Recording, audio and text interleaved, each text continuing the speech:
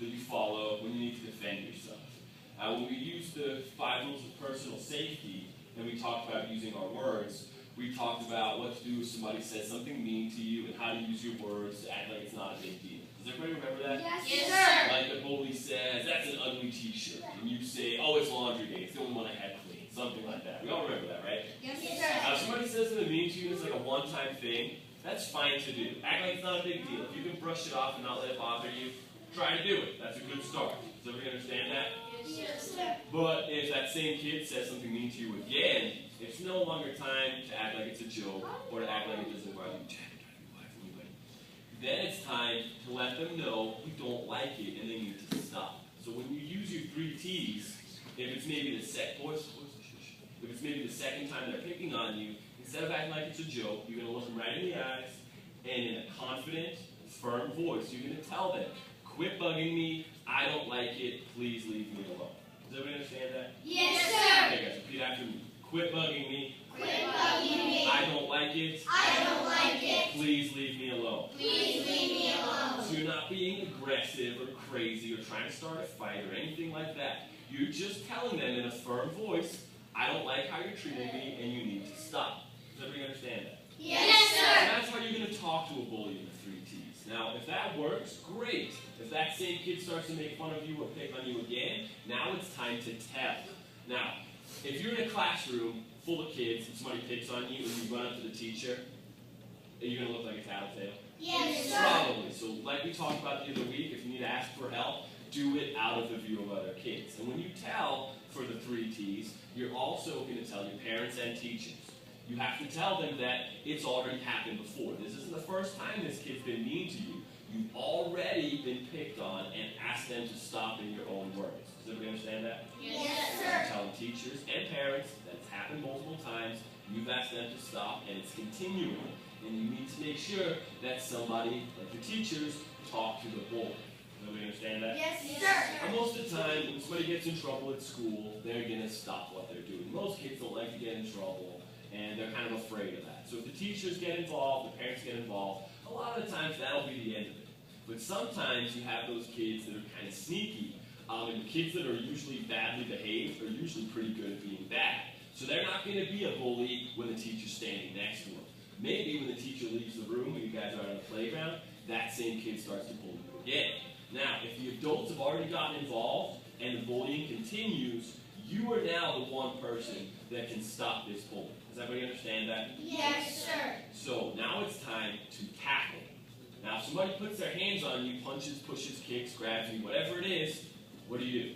Simple. We practice it every time. Someone takes a swing at you, what do? Tell me. Tackle them to the ground. Get to a good position, like the back, the mount, side control. Get on top of them and hold them down until either the teachers help you out or the bully gives up. Does everybody understand that? Yes, sir. But it's not always that easy. If somebody hits you, you use JiuJitsu. That's the simple part. What if they don't try to hit you? Then it's kind of tough. Because what if somebody's just using their words? Can you tackle them? No, sir. You could, but you're going to get in trouble for that. So don't. You have to wait for them to be aggressive to you. Now, if they're picking on you for this 3rd time and you've already told and it's time to tackle, first you use verbal JiuJitsu. The verbal JiuJitsu goes like this. Maybe you'll say something like, you're picking on me all the time. I keep asking you to stop. You won't leave me alone. Are you challenging me to a fight? Say it with me, guys. Are you challenging me to a fight? Now, that's a very serious question. Bullies don't get asked this question a lot. Bullies are used to you being afraid of them. Hey, give me your lunch money. Hey, move that rock over there. Go grab my shoes for me. Kids are afraid to get beat up, so they'll do what the bully says. But if you ask the bully, are you challenging me to a fight? Do you seem like you're afraid of the bully? No. Not at all. The bully's going to start to be afraid of you. They don't like it when people stand up to them. Now, if you ask the bully, are you challenging me to a fight, and the bully attacks you, what do? JiuJitsu. Clinch, take him down, tackle their legs, take him down, get on top, hold him down. That's easy. What if the bully says, yeah, I want to fight you, but then just stands there? Can you tackle him? No, sir. No, because you'll get in trouble, and we don't want to get in trouble at school. So if that happens, or if the bully gives you like a weird answer, like, oh, whatever, you don't want to fight me, or oh, you're just being a show off, or whatever, anything like that. Anything that's not just aggression, then you have to use your follow-up JiuJitsu words. And that is this. You say, If you want to fight me, I'm not afraid of you. If you don't want to fight, then leave me alone.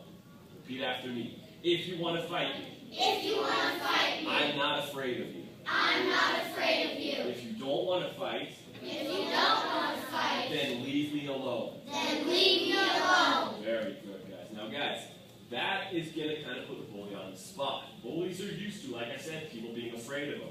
Now, if Indy's afraid of me at school, and I say, hey, Indy, give me your lunch money. Hey, Indy, tie my shoes for me. Hey, Indy, go grab my backpack. Go pick up that rock, move it over there. If you're afraid that I'm going to beat you up, you might do those things, right? Yeah, that makes sense, because you don't want to get beat up by the bully. But if you show the bully that you're not afraid of me, and then I say, hey, Indy, go tie my shoes for me, is that going to work? No, not if you're not afraid of me. You're not going to do what I say. So that's the point of this, is to show them you're not afraid. If you show them you're not afraid, they lose all their power over you. They can't bully you if you're not scared of them. Do we all understand that? Yes, sir. Now, guys, this allows you to defend yourself because you follow the 3T steps. If you skip right to tackle and you're in school, do you think you're going to get in trouble? Yes, sir. Absolutely. You can't just skip the talk and tell. Now, if you talk to the bully and then talk to your teachers and parents and tell them that you've already talked to the bully yourself, and then a couple weeks later you have to tackle this bully, are the teachers going to be that surprised? No, they're not. Because they not only know that this kid picks on you, they also know that it happens multiple times and you've already asked him to stop yourself. So that way, if you do have to tackle this bully and hold him down, and then you have to go to the principal's office to explain what happened, the teachers aren't going to be like, what happened? You just tackled this kid out of nowhere. They're going to know, oh yeah, you came to me last week or yesterday, whenever it was, you already told me that he was bullying you, you've already asked him to stop, I talked to him and the bullying continued. So you were left with no other choice. Does everybody understand that? Yes, sir. So if you follow those 3T steps, it allows you to defend yourself physically and also keeps you from looking like the aggressor. It's going to be very obvious that you tried everything else before you tried to fight. Does everybody understand that? Yes, sir. That's very important so that you don't look like the aggressor or the bully yourself. Cooper.